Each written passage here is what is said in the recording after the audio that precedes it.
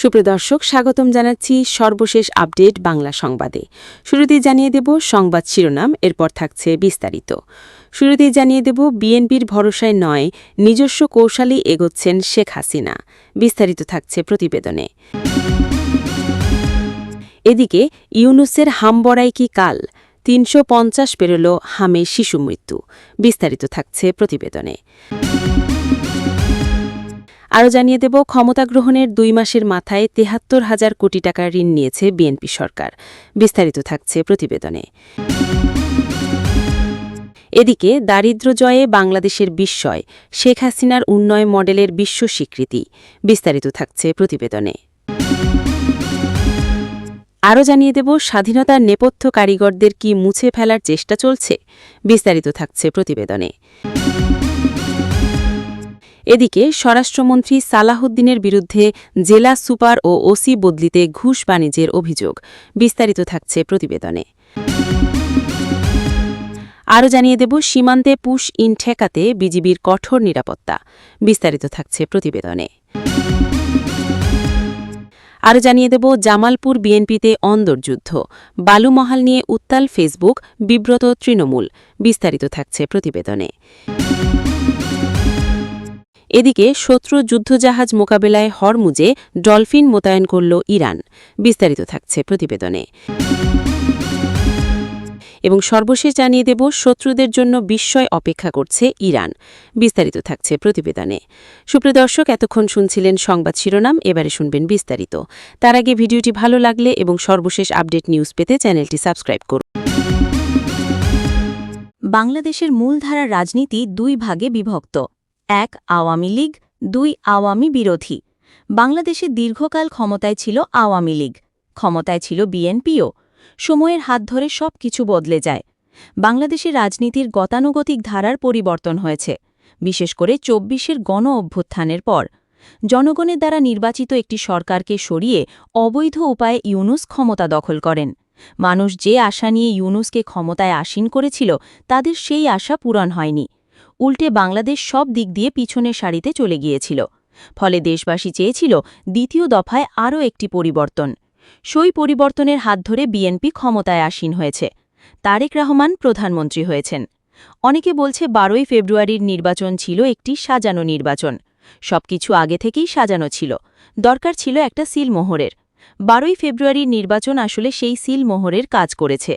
এই অবস্থায় আওয়ামী লীগ এবং হাসিনার ঘরওয়াপসির বিষয়টি নিয়ে ফের শুরু হয়েছে গুঞ্জন।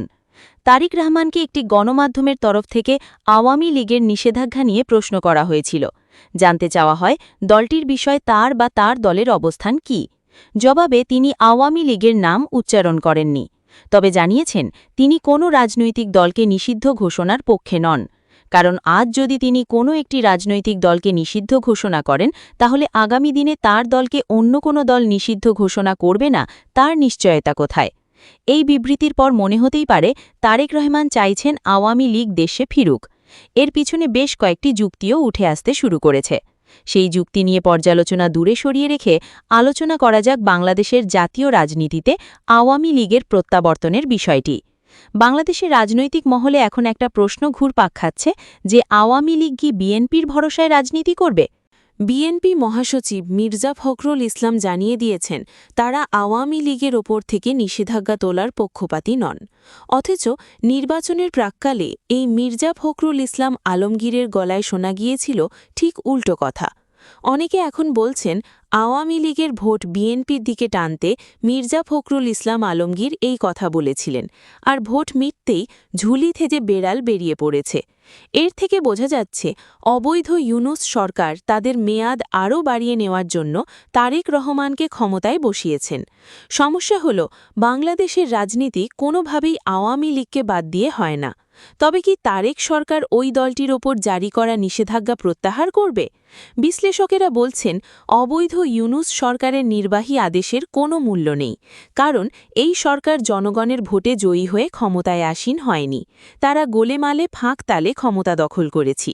জুলাই অগস্টের গণ-অভ্যুত্থানের কারণে জাতীয় রাজনীতিতে যে শূন্যতা তৈরি হয়, ইউনূস সরকার সেই শূন্যস্থান দখল করে।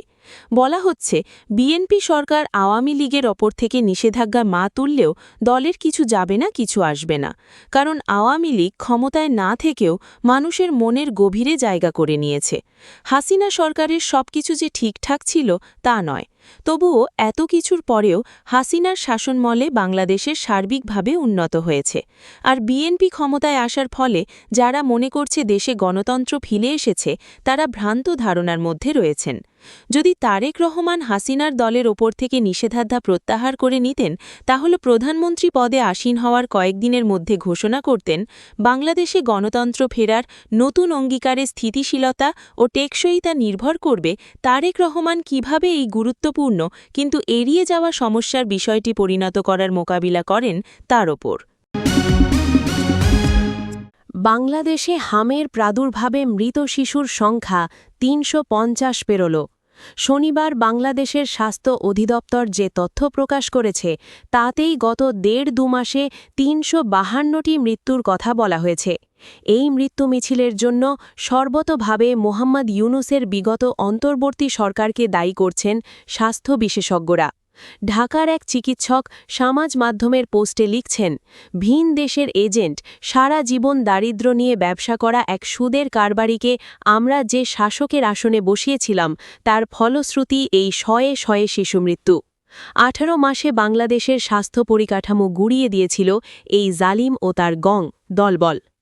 বাংলাদেশের স্বাস্থ্য বিশেষজ্ঞদের অভিযোগ, তাদের ১৮ মাসের শাসনে দেশের প্রায় সব টিকাদান প্রকল্প বন্ধ করে দিয়েছিল ইউনূস সরকার। এর মধ্যে হাম ও রুবেলা যেমন রয়েছে যক্ষ্মা, মাম্পস ও ডিপথেরিয়ার মতো দ্রুত ছড়িয়ে পড়া অসুখও। ১.৫ বছরে এইসব রোগের টিকা কেনা ও সংগ্রহে রাখার ব্যবস্থাও বন্ধ করে দিয়েছিলেন ইউনূসের স্বাস্থ্য ও পরিবার কল্যাণ মন্ত্রণালয়ের উপদেষ্টা নূর জাহান বেগম। তিনি গ্রামীণ ব্যাংকের অবসরপ্রাপ্ত ম্যানেজিং ডিরেক্টর এবং ইউনূসের দীর্ঘদিনের সহযোগী। ঢাকার সবাই বলেন, ইউনূসের বিশেষ বান্ধবী হবার সুবাদেই নূর জাহান অন্তর্বর্তী সরকারের এত বড় দায়িত্ব লাভ করেছিলেন। আমলারা জনান্তিকে সংবাদ মাধ্যমকে জানাচ্ছেন, নূর জাহান দপ্তরেই আসতেন না বিশেষ। স্বাস্থ্য মন্ত্রকের এই সর্বোচ্চ পদাধিকারী মনে করতেন টিকা কেনা এবং টিকাদান প্রকল্পটি অকারণ অপব্যয়। হাম, রুবেলার মতো অসুখ দেশে তেমন হয়ই না, হলেও তার প্রভাব মারাত্মক নয়। সেসবের প্রতিষেধক কেনা অর্থহীন। ঘরে ঘরে স্বাস্থ্যকর্মীরা পৌঁছে শিশুদের হামের টিকাদানের যে কর্মসূচি ২০২৪-এর গোড়ায় প্রাক্তন প্রধানমন্ত্রী শেখ হাসিনার আমলে শুরু হয়েছিল, ইউনূস নূর জাহানরা তা স্থগিত করে দেন। স্বাস্থ্য বিশেষজ্ঞরা এখন বলছেন, এইভাবে তুগলকি সিদ্ধান্ত নিয়ে বাংলাদেশের শিশুদের মৃত্যু ঝুঁকিতে ফেলে দিয়েছেন শান্তিতে নোবেলজয়ী এবং তার অনুগতরা। সরকারি হিসাব অনুযায়ী ১৫ মার্চ থেকে হাম এবং হামের উপসর্গে আক্রান্ত হয়েছে ৪৬,৬৫৬ শিশু। এর মধ্যে ৩৩,৩৩১টি শিশুকে হাসপাতালে ভর্তি করতে হয়েছে। বাংলাদেশের সংবাদ মাধ্যম বলছে, সরকারিভাবে মৃত শিশুর সংখ্যা ৩৫২ বলা হলেও প্রকৃত সংখ্যা এর চেয়ে অনেক বেশি। দফতরের দায় এড়াতে মৃতের সংখ্যা কমিয়ে দেখানোর প্রবণতা রয়েছে। অনেকের অভিযোগ, হামের উপসর্গ নিয়ে ভর্তি শিশুর মৃত্যু হলে তাকে তালিকায় তুলছেন না স্বাস্থ্য অফিসারেরা। কারণ হিসাবে তারা বলছেন, পরীক্ষা না হওয়ায় ওই শিশুর হাম সংক্রমণের বিষয়টি নিশ্চিত নয়। তারেক রহমানের নেতৃত্বে বাংলাদেশের নবনির্বাচিত সরকার পরিস্থিতি মোকাবিলায় নতুন করে টিকাদান প্রকল্প শুরু করেছে, কিন্তু শাসক দল বিএনপি সেই সময় ইউনূস সরকারকে সমর্থন করায় মহামারীর কারণ খুঁজতে তেমন সক্রিয় নয়, বরং রাজনৈতিক কারণে বিএনপি শিশু মৃত্যুর দায় শেখ হাসিনার ওপরে চাপাতে কসুর করছে না। আওয়ামী লীগকে নির্বাচনের বাইরে রাখায় সংসদের সুযোগে শাসক বিএনপি এবং বিরোধী জামায়াতে ইসলামী এনসিপি বিনা বাধায় হামের মহামারীর দায় চাপাচ্ছে আওয়ামী সরকারের ঘাড়ে। তবে দায়িত্বশীল বহু চিকিৎসক বলছেন, শেখ হাসিনার আমলে টিকাদান সবসময় অগ্রাধিকার পেয়ে এসেছে। এই বিপর্যয়ের জন্য দায়ী একমাত্র ইউনূস সরকার। বেশ কিছু মানবাধিকার কর্মী এর জন্য ইউনূস ও তার বাহিনীকে আটক করে বিচারের দাবি জানাচ্ছেন। তবে তারেক রহমান সরকার এসব নিয়ে চুপ। সরকারের তথ্য ও সম্প্রচার বিষয়ক উপদেষ্টা জাহিদুর রহমান জানিয়েছেন, গত 2 মাসে সরকার প্রায় ৭৩,০০০ কোটি টাকা ব্যাংক থেকে ঋণ নিয়েছে। কিন্তু কোন খাতে এই টাকা ব্যয় হবে সে ব্যাপারে কোনো পরিষ্কার ব্যাখ্যা তিনি দেননি। দেশে চলমান মহামারী, জ্বালানি সংকট মোকাবেলায় সরকারের পক্ষ থেকে কোনো দৃশ্যমান উদ্যোগ নেই।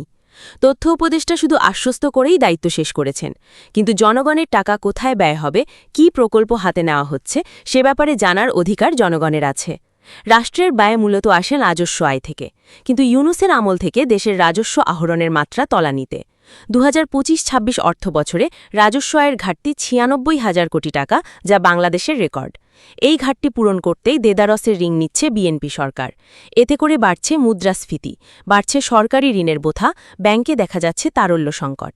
এই বিরাট রাজস্ব ঘাটতির মূল কারণ হল অবৈধ ইউনূস সরকারের উচ্চাভিলাষী লক্ষ্যমাত্রা এবং ব্যবসা বাণিজ্য ধ্বংস করা। আমদানি শুল্ক আদায়েই ঘাটতি আছে ২২,০০০ কোটি টাকা, যার মূলে আছে ২০২৪-এর অগস্টের পর থেকে দেশে আমদানি কমানোর নীতি। জ্বালানি সংকটও এই ঘাটতির পেছনে একটি কারণ বলে জানিয়েছেন সংশ্লিষ্টরা।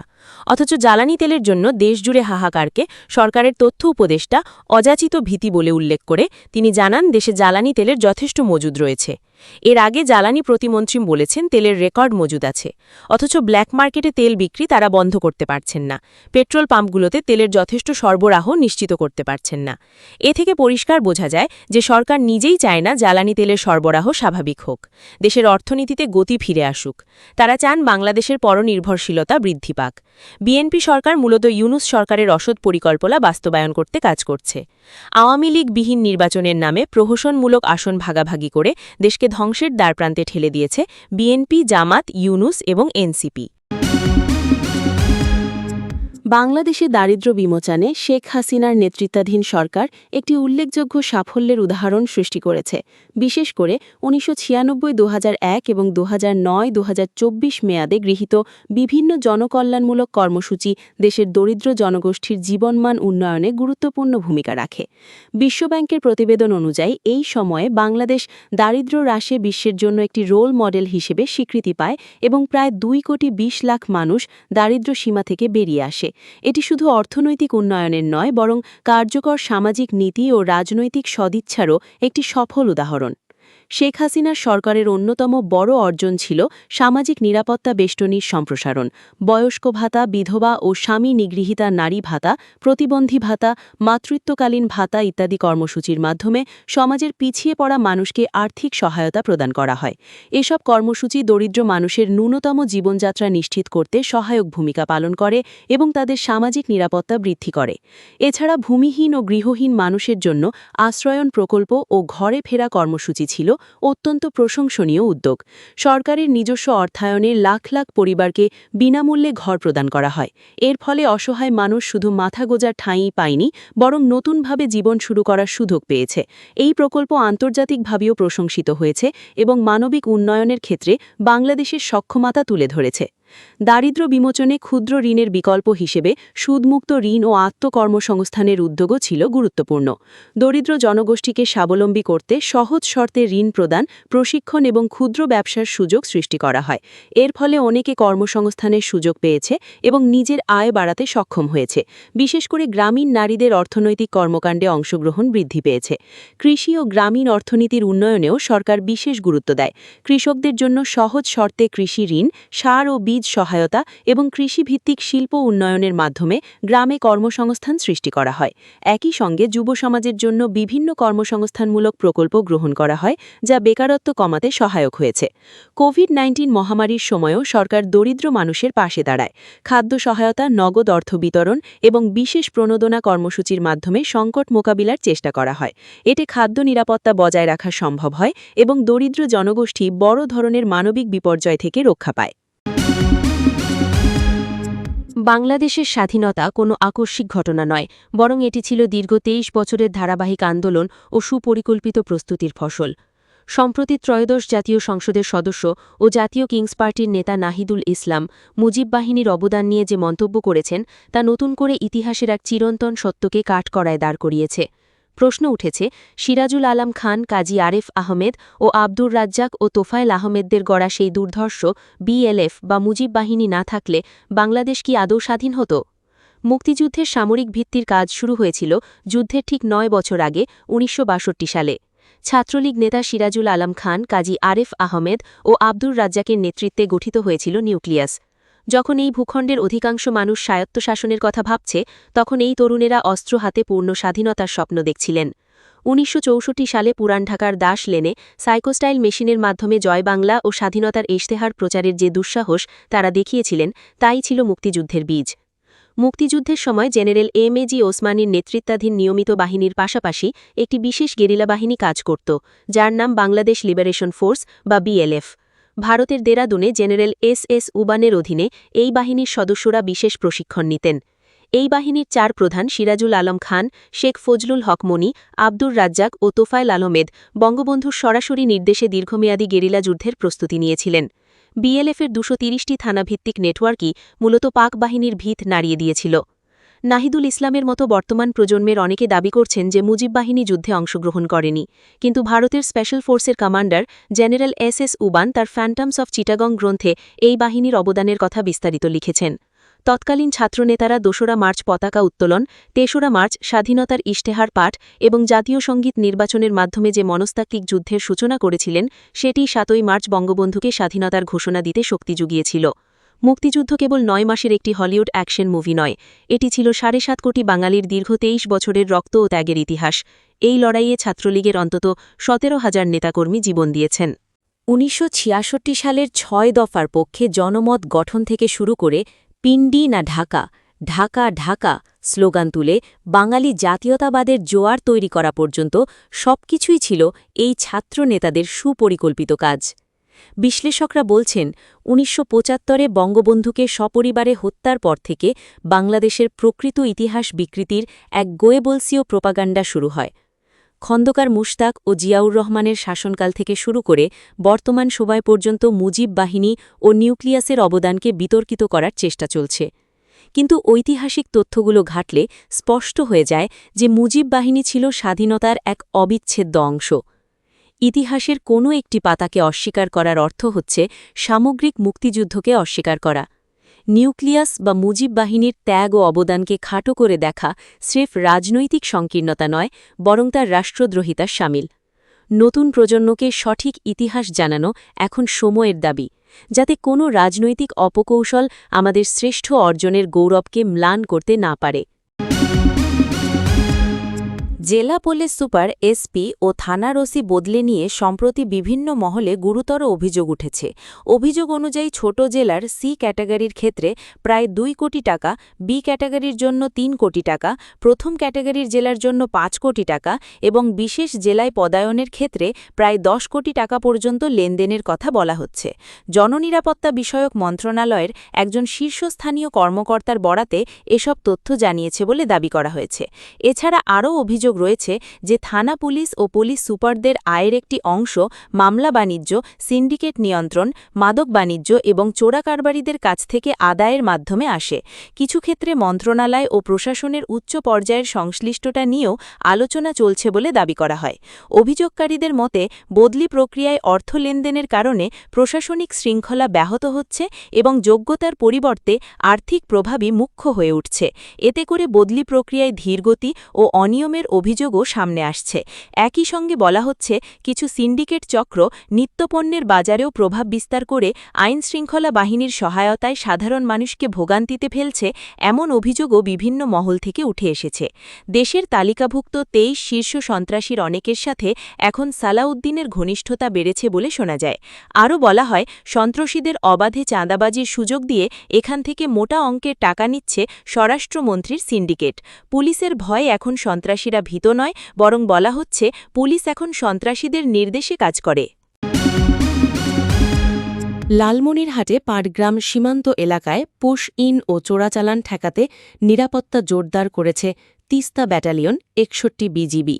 সীমান্ত জুড়ে সর্বোচ্চ সতর্ক অবস্থানে রয়েছে বিজিবি।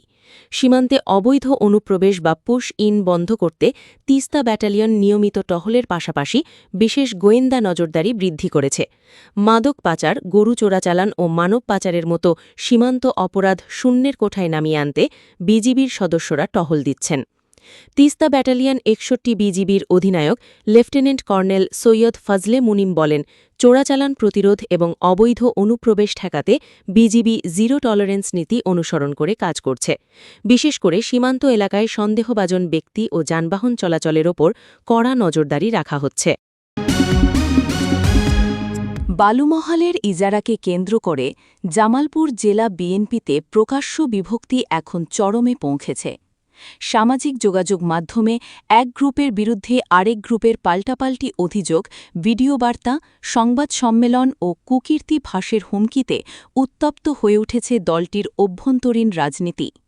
দীর্ঘদিনের চাপা দ্বন্দ্ব এখন ফেসবুক কেন্দ্রিক প্রকাশ্য যুদ্ধে রূপ নিয়েছে বলে মনে করছেন স্থানীয় রাজনৈতিক বিশ্লেষকরা। খোঁজ নিয়ে জানা গেছে, জেলা বিএনপির রাজনীতি বর্তমানে অন্তত ৪টি বলয়ে বিভক্ত। সদর আসনের এমপি ও জেলা বিএনপির সাধারণ সম্পাদক অ্যাডভোকেট ওয়ারেস আলী মামুনের নেতৃত্বে মামুন গ্রুপ, জেলা যুবদলের সদস্য সচিব সোহেল রানা খানের নেতৃত্বে সোহেল গ্রুপ, জেলা বিএনপির সহসভাপতি শামীম আহমেদের নেতৃত্বে শামীম গ্রুপ এবং সাংগঠনিক সম্পাদক ফিরোজ মিয়ার নেতৃত্বে ফিরোজ গ্রুপ পৃথকভাবে কর্মসূচি পালন করছে। আসন্ন পৌরসভা নির্বাচনকে সামনে রেখে গ্রুপিং আরও তীব্র হয়েছে বলে জানিয়েছেন দলীয় নেতাকর্মীরা।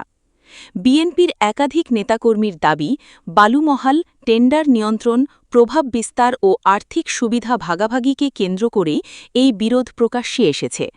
সামাজিক যোগাযোগ মাধ্যমে দলীয় নেতাদের বিরুদ্ধে দুর্নীতি, চাঁদাবাজি, দখলবাজি ও সুবিধাভোগের অভিযোগ এনে একের পর এক ভিডিও ও অডিও ক্লিপ ছড়িয়ে দেওয়া হচ্ছে।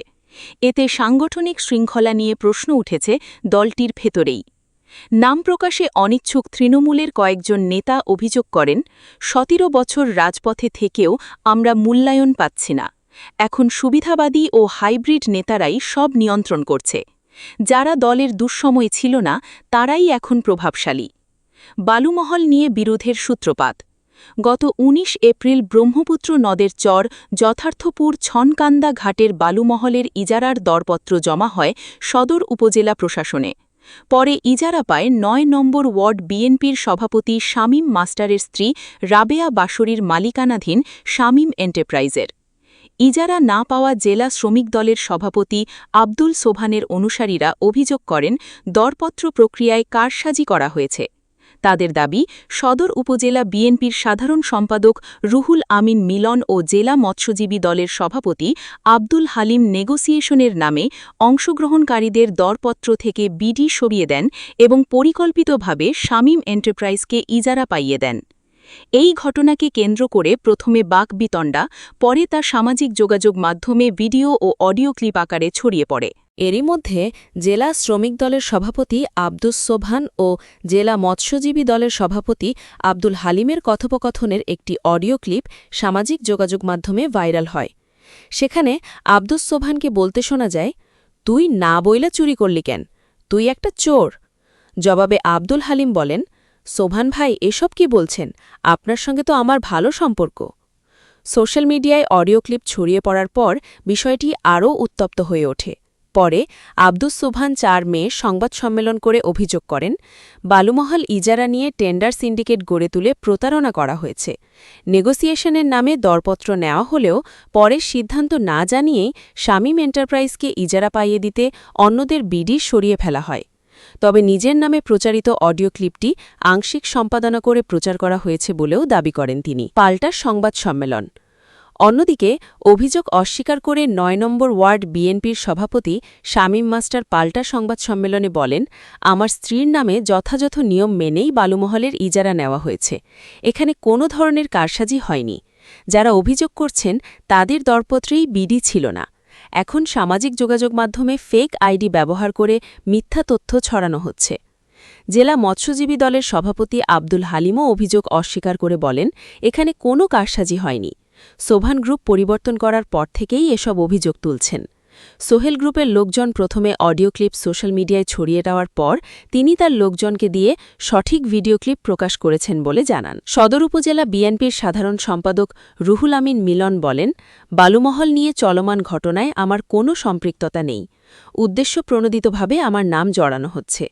অন্যদিকে জেলা যুবদলের সদস্য সচিব সোহেল রানা খান বলেন, সোহেল গ্রুপ প্রথমে অডিও ক্লিপ ছড়িয়েছে, এই দাবি সম্পূর্ণ মিথ্যা। রাজনৈতিকভাবে হেয় করতে এসব অপপ্রচার চালানো হচ্ছে। একাধিক পাল্টাপাল্টি সংবাদ সম্মেলন, ফেসবুক লাইভ ও ভিডিও বার্তায় বিব্রতকর পরিস্থিতিতে পড়েছে জেলা বিএনপি। অনেক নেতাকর্মী আশঙ্কা করছেন, এই দ্বন্দ্ব চলতে থাকলে সাংগঠনিক ঐক্য আরও দুর্বল হয়ে পড়বে। জেলা বিএনপির সভাপতি ফরিদুল কবির তালুকদার শামীম এমপি বলেন, সরকারি নিয়ম মেনেই বালুমহালের ইজারা নেওয়া হয়েছে। এ বিষয়কে কেন্দ্র করে সামাজিক যোগাযোগ মাধ্যমে অপপ্রচার চালিয়ে দলের ভাবমূর্তি ক্ষুণ্ণ করা কাম্য নয়। সবাইকে সংযত থাকার আহ্বান জানাই। মধ্যপ্রাচ্যে চলমান উত্তেজনার মধ্যে গুরুত্বপূর্ণ হরমুজ প্রণালীতে শত্রুপক্ষের রণতরী মোকাবেলায় সম্পূর্ণ দেশীয় প্রযুক্তিতে তৈরি বিশেষ হালকা সাবমারিন মোতায়েন করেছে ইরান। রোববার ১০ মে ইরানি নৌবাহিনীর কমান্ডার রিয়ার অ্যাডমিরাল শাহরাম ইরানি এ ঘোষণা দেন। তিনি বলেন, শত্রু নৌযান মোকাবেলার জন্য তার বাহিনী হরমুজ প্রণালীতে দেশীয় প্রযুক্তিতে তৈরি হালকা সাবমারিন মোতায়েন করেছে, যা পারস্য উপসাগরের ডলফিন নামে পরিচিত। বিদ্যমান হুমকি, সক্ষমতা এবং আভিযানিক প্রয়োজন অনুসারে হরমুজ প্রণালীর জলরাশির তলদেশে ইরানে তৈরি এই হালকা সাবমেরিনগুলোর সংখ্যা বাড়ানো হচ্ছে এবং সেগুলোকে মোতায়েন করা হচ্ছে। তিনি আরও বলেন, এই সাবমেরিনগুলো হরমুজ প্রণালীর কৌশলগত জলরাশিতে দীর্ঘ সময় ধরে সমুদ্রতলে অবস্থান করতে এবং শত্রু জাহাজ শনাক্ত ও ধ্বংস করতে সক্ষম। দেশটির নৌবাহিনীর কমান্ডারের মতে, নৌবাহিনীর কর্মকর্তা ও সদস্যরা এই হালকা সাবমেরিনগুলোকে সাধারণত পারস্য উপসাগরের ডলফিন বলে উল্লেখ করে থাকেন।